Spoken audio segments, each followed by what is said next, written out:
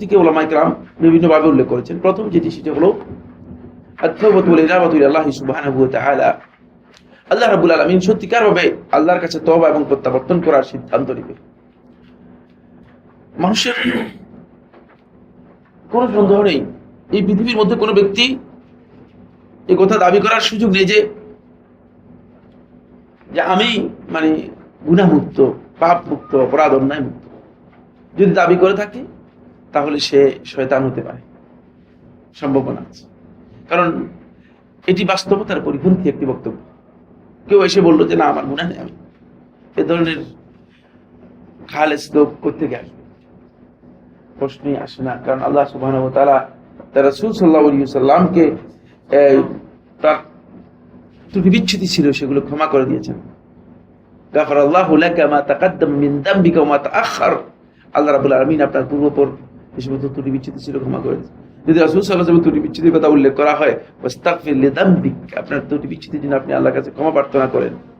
ওয়া ওয়াল্লাহি লা আস্তাগফিরুল্লাহ ফি কুল্লি ইয়াউমিন 70 মাররা, আল্লাহর কসম করে তোমাদেরকে বলছি আমি প্রত্যেক দিন 70 বার করে আল্লাহ তাআলার কাছে ইস্তেগফার করি।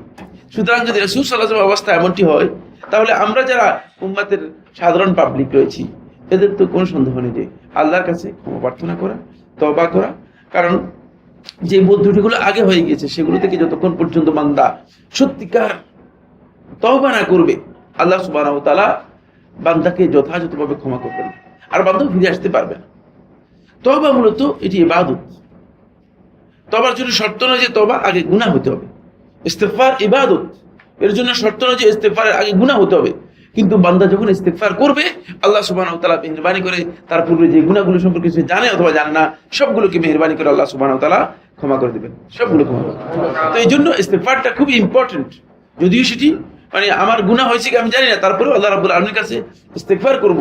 আনাস ইবনে মালিক রাদিয়াল্লাহু তাআলা হাদিসের মধ্যে তিনি বলেন যে আমি একদিন রাসূল সাল্লাল্লাহু আলাইহি ওয়াসাল্লাম মজলিসের মধ্যে ছিলাম, যে আমি গুনতেছিলাম, রাসূলুল্লাহ সাল্লাল্লাহু আলাইহি ওয়াসাল্লাম বারবার বলতেছিলেন আস্তাগফিরুল্লাহ ওয়া আতুবু ইলাইহি, আস্তাগফিরুল্লাহ ওয়া আতুবু ইলাইহি। আমি গুনতেছিলাম 70-এর অধিক রাসূল সাল্লাল্লাহু আলাইহি ওয়াসাল্লামকে বলতে শুনেছি তিনি এক মজলিসের মধ্যে আল্লাহ রাব্বুল আলামিনের কাছে ইস্তিগফার এবং তওবা করতেছিলেন। তাহলে সেটা আমাদের প্রথমেই এই প্রস্তুতি নিতে হবে।